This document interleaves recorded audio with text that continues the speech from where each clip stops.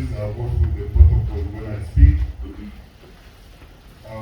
I want to congratulate the Council and Guidance Unit for coming up with this magazine. And I would like to urge everybody to read it, because the other is getting better. So it's now my pleasure to launch this magazine and ask everybody to try and have the copy and read it. Thank you once again, the unit, for coming up with this celebration.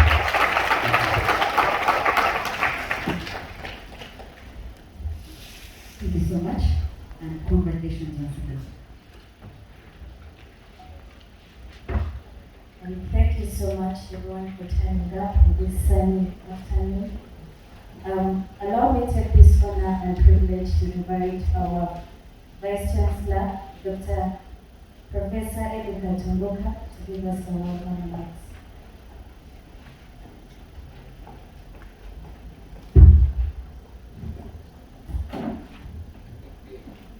Our keynote speaker, Dr. Husseini, and all the facilitators, members of top management, and members of council. Do you have members of council? Yes. Former member of council. But this is a representative, members of staff, students, members from the organizations that deal with guidance and counseling, as enumerated by the lady from the unit, members of the media, our beloved students, ladies and gentlemen. First, I want to thank God for the gift of life. I thank God for the fact that He has kept us alive through the years. Depending on how old you have been alive, some of us have been alive for a very long time, and some of you are just starting to live. But we thank God for that gift of life, and for the protection accorded to us, especially during the COVID period. That was a very trying moment, especially during the first phase of COVID, when the country was locked down, I think in March 2020, and the subsequent waves that we went through, because nobody was sure that we were going to come through all that. And thank our leadership in the country for having handled that pandemic the way it was handled, which ensured that we lost fewer lives in Uganda compared to other countries, both in East Africa and globally. I want to welcome you all to this public lecture, especially the students, members of top management. Special welcome to our facilitators, Dr. Husseini. Thank you very much for accepting to come and be with us. We give her a round of applause. She's a very busy lady. She's been doing a lot of counseling in many units, many organizations, including Bank of Uganda. That's where we met first. So I want to thank you very much for sparing time to come and speak to us. Dr. James Mugishira, the Dean of Social Sciences. James has done a lot of research in mental health. I think he's one of the experts in this country, and we are really privileged to have him with us this afternoon and for being a member of staff of the university.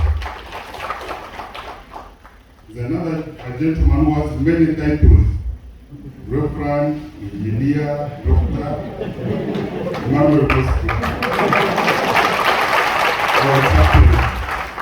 Thank you very much for agreeing to come.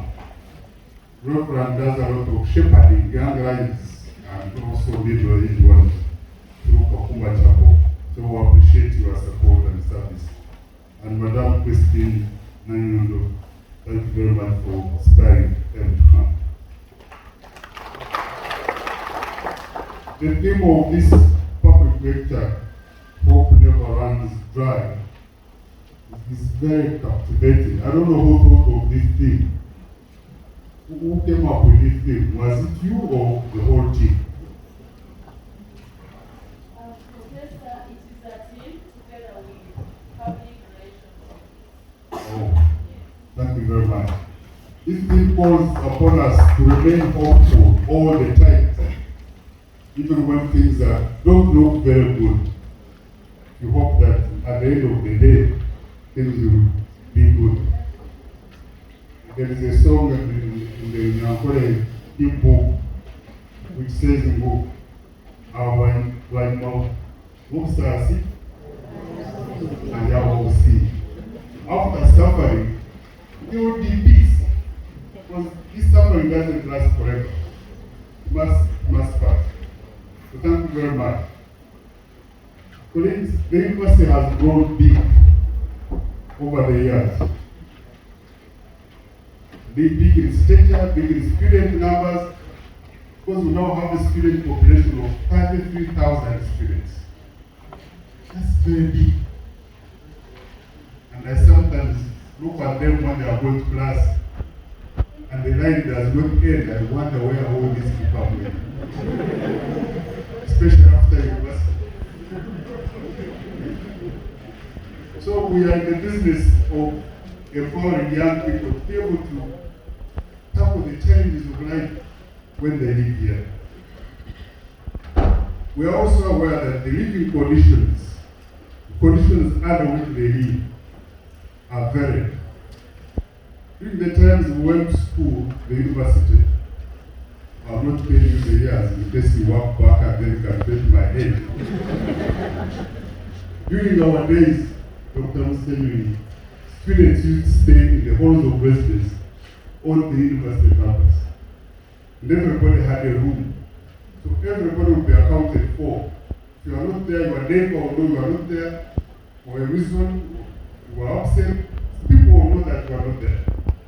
And these days, students live in all types of accommodation out there, dictated by economic conditions and also dictated by the fact that the population has grown and not all these students can be accommodated on campus.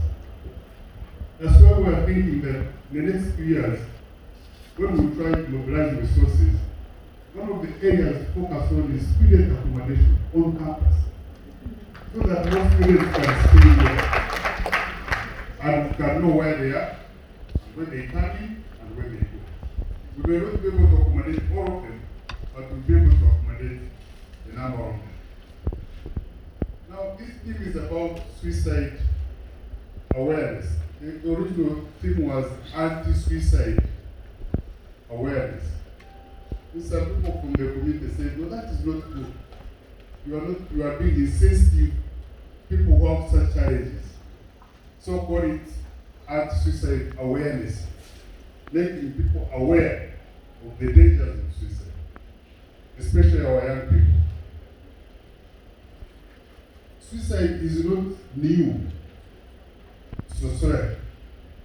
We've been with it for a long time.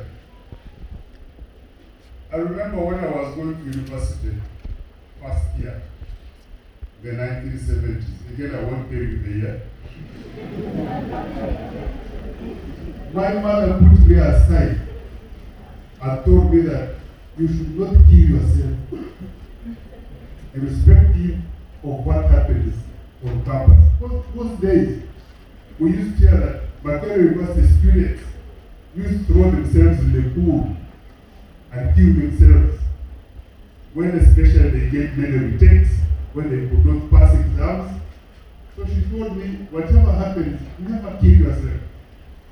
So suicide is not real, it has been going on for a long time. And when we were at university, the colleague of ours, I think, had a problem with his relationship with his girlfriend. This young man, I think he was not very young. He had a girlfriend from Malabo, nursing school. Those days, students from Makerere used to go to Malabo to get girlfriends. And we had a dance, and I think he invited this girl, and the girl refused to come. So he thought life had ended.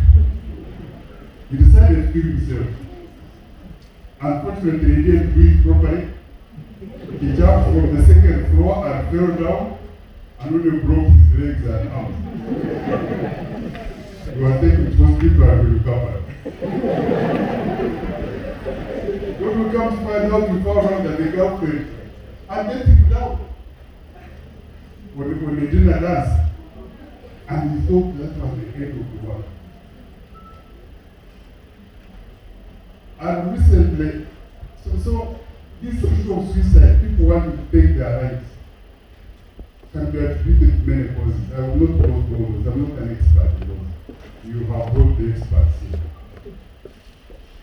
Recently, I had a press conference where we were discussing issues of the university, and I spoke for a long time, for about an hour. Then I opened up the debate to the media people. The first question they asked me, why are students dying in Jambo? I told them I have not talked about that. I want you to ask me questions about what I talked about. I said, why are students dying in Jambo? How many have died? I could not answer the questions correctly because I had not tuned my mind here. But that shows you that the situation that was pertaining here, many of our students losing their lives had caught attention of our stakeholders, external stakeholders.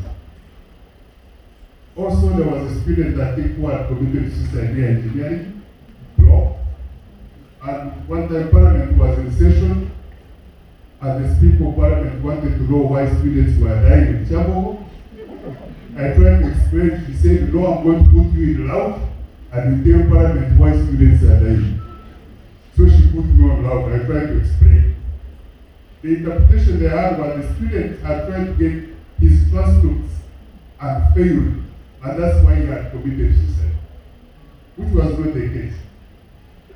So there are many causes out there, and so many pressures young people go through, challenges of employment, relationships, all those which tend to make them think that life is not worth living and they want to end their life. And I'm glad that this talk is going on, and I hope that through this talk some lives will be saved. Some students will understand that however difficult life is, you don't have to take it. One, because it is not yours. This life you have is not yours. So you don't have a right to take it. But second, when things are not going well, things will get better. They cannot remain like that for all the time. So just stick there and hope that life will really improve.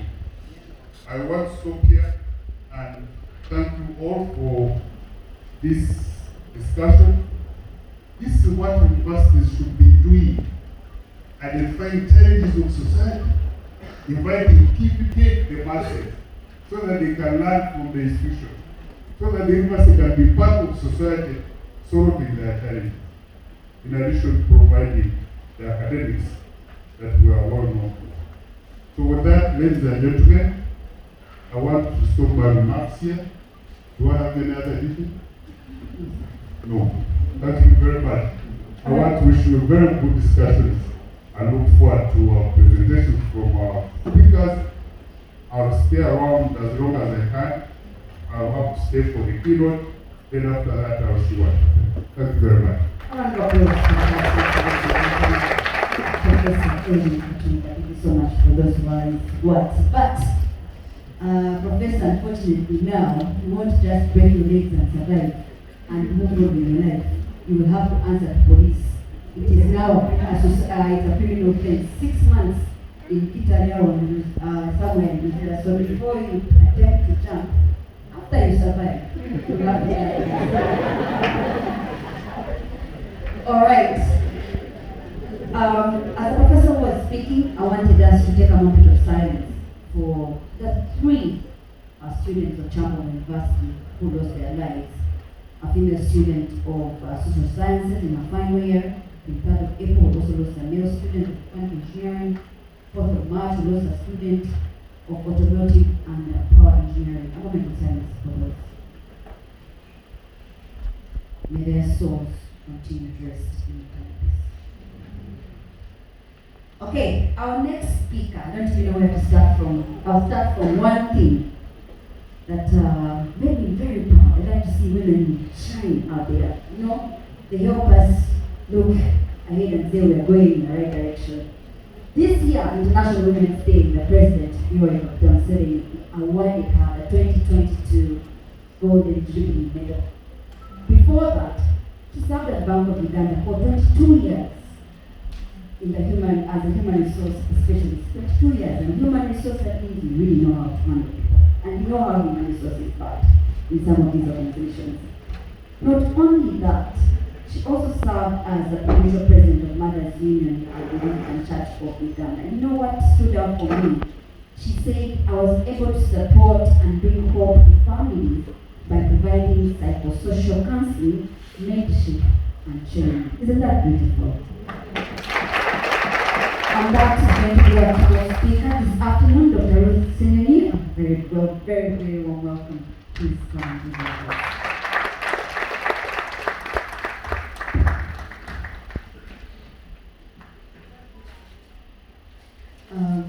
where they can see you properly, I think there actually serves better, but or maybe not to burden you can come. Is that okay? The media, the press, here is better? Okay, Dr. Roy, here is much better. There, all right, Dr. Roy.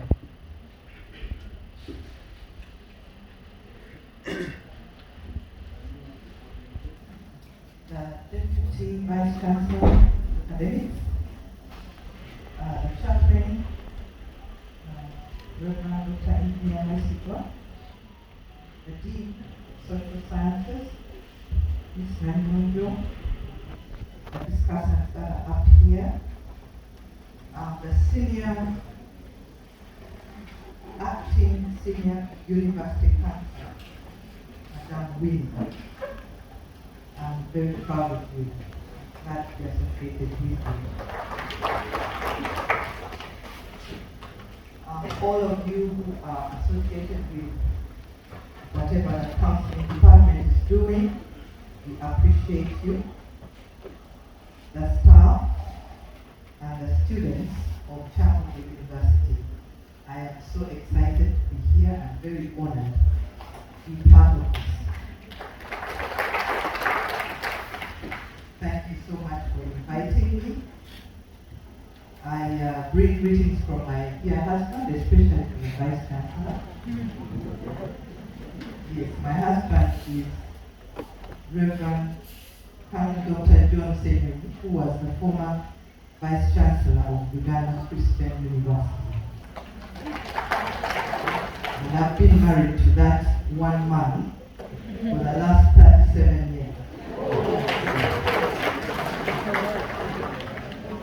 We are happily married, still smiling at each other, so it's a good place to be.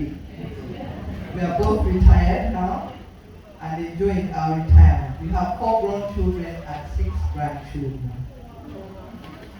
I worked, as you heard, with Bank of Uganda for 22 years, heading the counseling division, all the divisions under the Human Resource Department. So I was a deputy director in Bank of Uganda, working with staff in terms of their welfare and taking care of their counseling needs together with their families.